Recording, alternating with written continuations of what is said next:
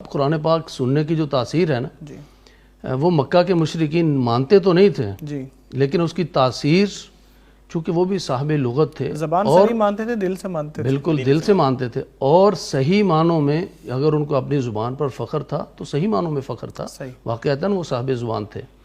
اسی زبان دانی کی وجہ سے ہی قرآن پاک کے اعجاز، قرآن کے اسلوب اور قرآن کی بلاغت ان پہ اثر تو کرتی تھی نا. یقیناً. اچھا، دل سے مانتے تھے لیکن زبان سے اقرار نہیں کرتے تھے. حضرت ابوبکر صدیق رضی اللہ تعالیٰ عنہ جب قرآن پاک پڑھتے جی تو یہی ابوبکر صدیق رضی اللہ تعالیٰ عنہ کا یہی مسئلہ تھا کہ وہ حنین قسم کے بڑے نرم دل. جی وہ جب سورۃ النصر اتری تھی، اذا جاء نصر اللہ والفتح، جی تو سب کو کسی کو اتنا خاص پتہ نہیں چلا. ابوبکر صدیق رونے لگ گئے. بالکل. کس لیے روئے؟ لوگوں نے کہا یار یہ بزرگ ایسے ہی رونے لگ گئے. کہتے ہیں نہیں، اس میں وہ جو مشن تھا نبی کریم صلی اللہ علیہ وسلم کا، اس کی تکمیل کا اشارہ ہے. اور تکمیل کا مطلب کیا ہے؟ اب اس کے بعد شاید کچھ دیر کے بعد ہم اللہ کے رسول صلی اللہ علیہ وسلم کو نہیں دیکھیں گے. تو حضرت ابوبکر ایسے ہی تھے. تو اسی لیے ان کی وہ جو نرم دلی اور رقت قلبی تھی نا، وہ قرآن پاک جب پڑھتے تو خود پہ بھی اثر ہوتا اور جو سائیڈوں پہ ہوتے ان کو بھی رلا دیتے، خود بھی روتے. بلکہ وہ جب اور آپ جو صلی اللہ مکہ علیہ کے وسلم کو فرمایا تھا، آپ صلی اللہ علیہ وسلم نے کہ حضرت ابوبکر کو نماز پڑھانے کا کہیں. بالکل، یہ مدینہ کی بات ہے. مکہ میں مشرکین مکہ نے باقاعدہ طور پہ ابوبکر صدیق رضی اللہ تعالیٰ عنہ کو منع کر دیا تھا کہ تم بیت اللہ کے صحن میں کھڑے ہو کر نہ نماز پڑھو گے نہ قرآن پڑھو گے.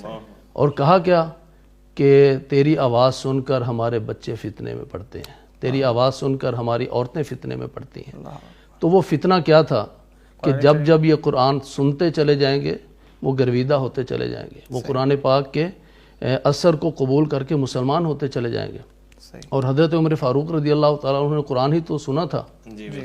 تو حضرت عمر رضی اللہ تعالیٰ عنہ نے وہ قرآن سنا، اور وہی جو برا ارادہ لے کر جا رہے تھے وہیں پہ دل کی کیفیت بدلی قرآن سنتے ہوئے. تو جب دار ارقم کا دستک دی دروازے پہ اور ہاتھ میں تلوار ہے اور وہ برے ارادے سے داخل ہوئے ہیں، تو حضرت حمزہ بھی موجود ہیں، کمزور صحابہ اکرام بھی موجود ہیں. تو حضرت کمزور صحابہ نے دیکھا کہ عمر آ چکے ہیں، جی تو وہ ڈر گئے کہ اب تو معاملہ جو ہے نا وہ بڑا خطرے والا ہے، تلوار ہاتھ میں ہے. ہاں جی. حمزہ کہنے لگے ڈریے نہیں، میں موجود ہوں. اگر یہ برے ارادے سے آیا ہے، اگر یہ اچھے ارادے سے آیا ہے تو مرحبا، اور اگر یہ برے ارادے سے آیا ہے اسی کی تلوار ہوگی، اسی کا سر میں تن سے جدا کر کے دکھاؤں گا. وہ آئے اور دل تو بدل چکا تھا. کب؟ جب بہن سے قرآن سنا تھا. تلوار پھینکی، دو زانو ہو کے بیٹھے، اللہ کے رسول مجھے اپنا غلام بنا لے. کلمہ پڑھ لیا اور مسلمانوں کی صف میں شامل ہوئے.